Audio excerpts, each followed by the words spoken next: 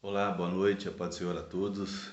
Eu sou o pastor William Daniel, pastor das Assembleias de Deus, Ministério Belo Horizonte, responsável hoje pela congregação do Grande Vista Alegre, e atendendo aqui ao pedido do meu amigo, o nosso irmão Silvano Nascimento, venho trazer uma breve reflexão da Palavra de Deus para o seu coração nessa oportunidade. Gostaria de meditar com vocês em Deuteronômio capítulo 22, versículo 8, que diz assim: Quando edificares uma casa nova, far-lhe-ás no terraço um parapeito, para que nela não ponhas culpa de sangue, se alguém de algum modo cair dela. Deuteronômio capítulo 22, versículo 8. Nós sabemos que na lei, apesar de algumas pessoas acharem que Deuteronômio e Levítico, por exemplo, são livros muito chatos, ela foi promulgada para manter o povo de Israel vivo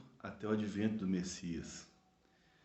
E na lei, ela tinha os aspectos cerimoniais, ela tinha os aspectos civis, e a lei protegia as pessoas da morte para que Israel sobrevivesse e dele viesse o Messias. Essa lei, por exemplo, fala que quando alguém, por irresponsabilidade, fizesse uma casa de 2 pavimentos e alguém visitando essa casa caísse, o sangue dessa pessoa morta estaria sobre as mãos do dono da casa.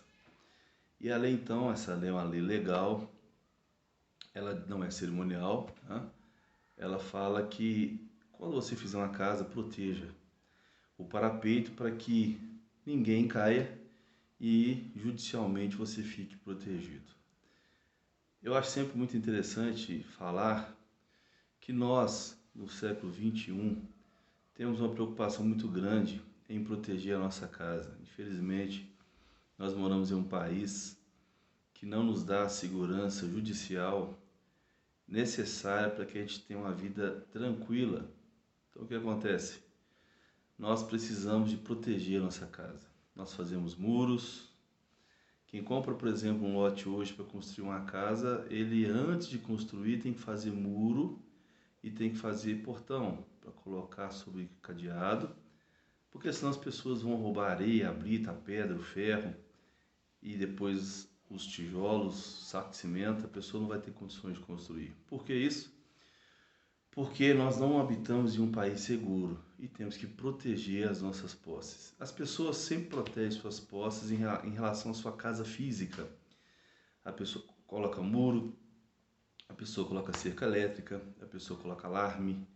Quem tem condições mora em um condomínio fechado, que tem uma vigilância armada 24 horas. Nós sempre protegemos nossa casa física, porque lá estão os nossos bens, aquilo que nós custamos a adquirir ou nos esforçamos muito para adquirir durante a nossa vida.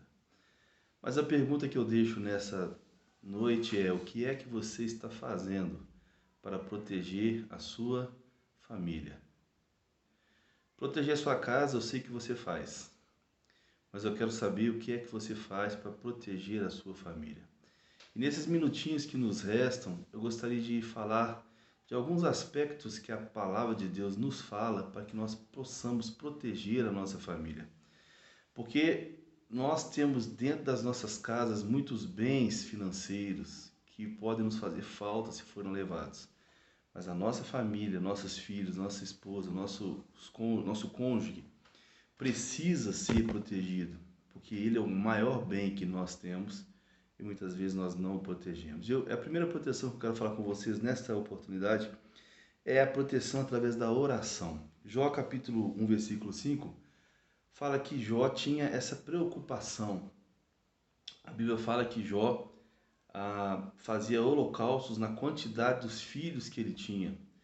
E esse holocausto ele dizia: Deus, eu estou fazendo esses holocaustos, eu estou intercedendo pelos meus filhos, porque nas festas que eles participam, caso eles tenham bebido muito vinho e tenham ficado com o coração exageradamente alegre e por causa disso tenham blasfemado da tua face, eu estou oferecendo esse sacrifício para os meus filhos, para que o Senhor perdoe os seus pecados. Jó era um homem riquíssimo e ele tinha a sua mente ligada ou voltada a proteger a sua família, aos seus filhos, de uma ação pecaminosa que poderiam ter feito e desagradado a Deus. A oração, sem dúvida alguma, é uma forma de proteger uma família. Não existe poder maior do que a oração de um pai e de uma mãe pelos seus filhos. Eu sei que você já protege a sua casa, mas você protege seus filhos com a oração? Você intercede pelos seus filhos quando você ora? Você é daqueles que, ao se levantar para trabalhar, passa no quarto do seu filho, sua filha, eles estão dormindo, e você faz uma oração intercessória em favor de um e de outro? Você ora pelo seu filho todas as vezes que você busca a face de Deus, você se lembra deles?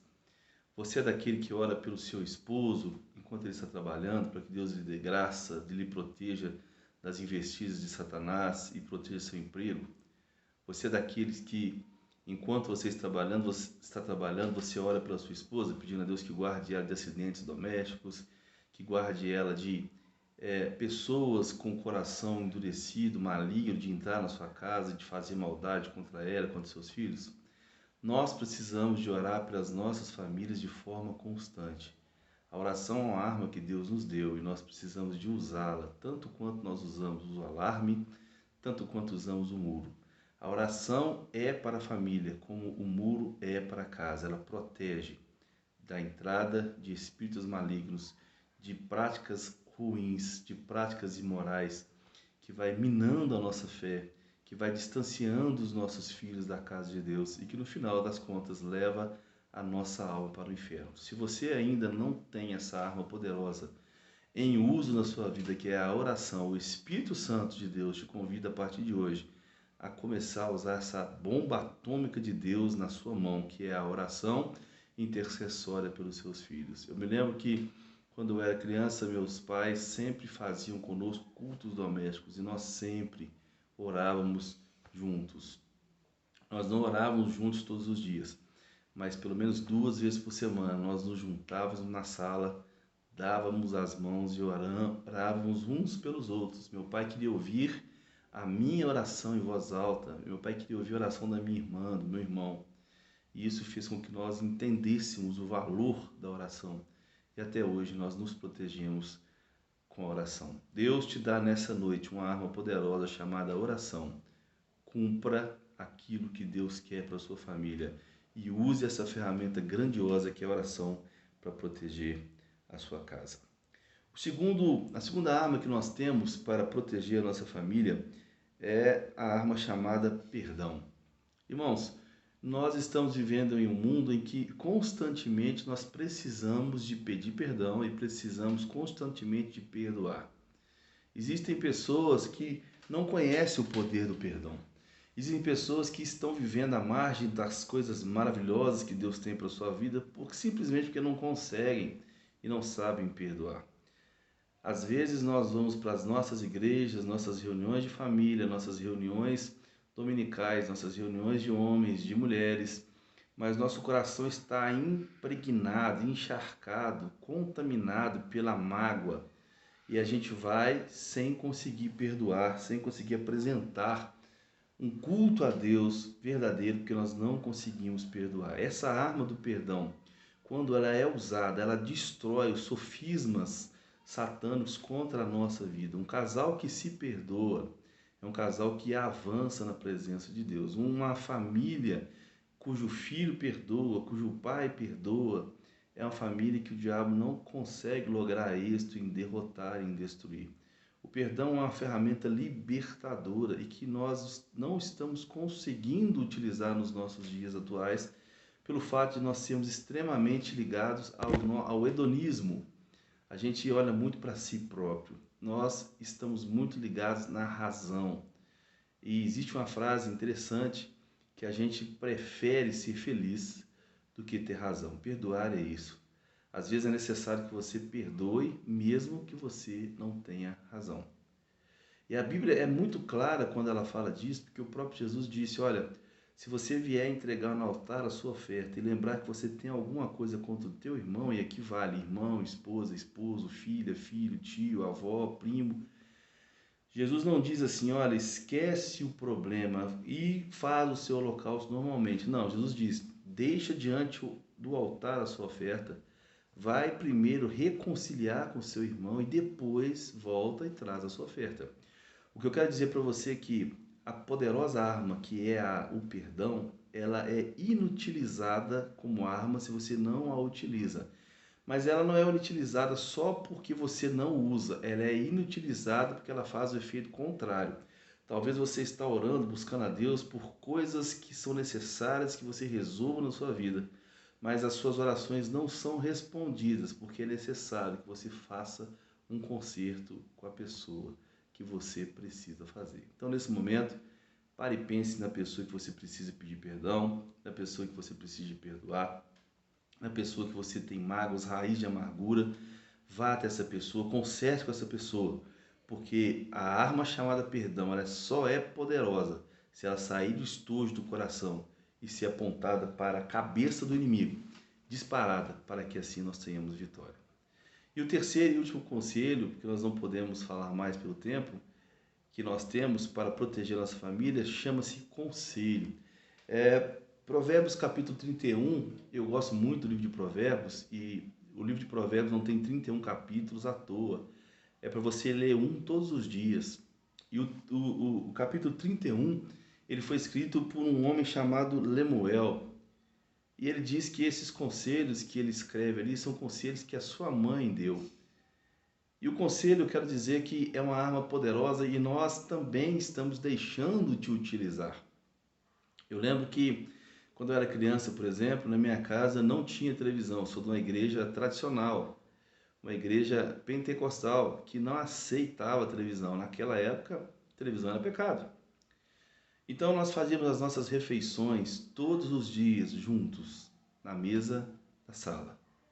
E nessa mesa nós conversávamos, ouvindo hinos evangélicos, a gente falava do dia, a gente falava do que aconteceu na igreja e depois íamos dormir. Naquele dia, naquele momento de intimidade familiar, nós falávamos sobre nossos problemas, ganhávamos conselhos sobre os problemas que tínhamos. Era uma família que aconselhava muito, falava muito. Depois da vinda da televisão, as famílias começaram a se sentar todas juntas na sala diante da televisão. Menos mal que elas ficavam diante da televisão, mas ficavam juntas. Depois, nós passamos a ter uma televisão em cada quarto, então não se sentavam mais juntas. As pessoas pegavam seus pratos e cada um ia para o seu quarto, ligava o aparelho de televisão numa programação que ela queria. Mas agora veio o pior, veio o celular, né? As pessoas não conseguem conversar se não tiver com o celular na mão. Você tem que, às vezes, falar para uma pessoa 2 ou 3 vezes a mesma coisa, para que ela te atenda, porque a sua visão, a sua atenção está na tela do seu celular. Então o conselho está cada vez mais escasso no nosso meio. Nós não mais conversamos, os filhos não conversam mais com os pais não conversam mais com os filhos. Nós estamos conversando pelo WhatsApp, pelo Instagram, pelo Facebook, pelo Messenger. A gente perdeu essa capacidade fantástica de comunicação, de trocar experiências, de trocar angústias e de levar as cargas uns dos outros, que é um mandamento bíblico, segundo o grande e poderoso em palavras apóstolo Paulo. Então esse último conselho que nós damos para que cada um de nós protejamos a nossa casa é restaurar o conselho. Precisamos de conversar com as famílias. Você pai, você mãe, que tem seu filho, que tem seu telefone, faça isso. Faça 1 dia, 2 dias sem telefone. Conversem, troquem ideias, veja o que ele pensa, veja o que ele acha, naquilo que você pode ajudar. Lemuel, se você prestar atenção, ele fala que os conselhos que ele estava escrevendo foram conselhos que a sua mãe deu. Timóteo, também quando foi redarguido por Paulo, Paulo disse, olha, lembra dos conselhos que a sua mãe e a sua avó te davam na sua infância. Homens poderosos de Deus, eles crescem e são abençoados quando têm conselhos dos pais e das mães.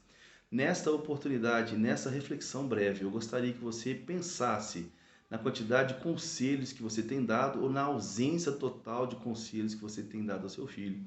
E te conclamo a fazer isso. E com essas 3 armas poderosas de proteção da família, que é a oração, que é o perdão e que é a restauração do conselho, eu tenho certeza que a mão poderosa de Deus vai estar sobre a sua vida e que a sua família vai ser mais protegida pelo sangue da cruz. Deus abençoe a todos. um grande prazer falar com vocês e que a mão do Senhor vos proteja em nome de Jesus. A paz do Senhor e boa noite.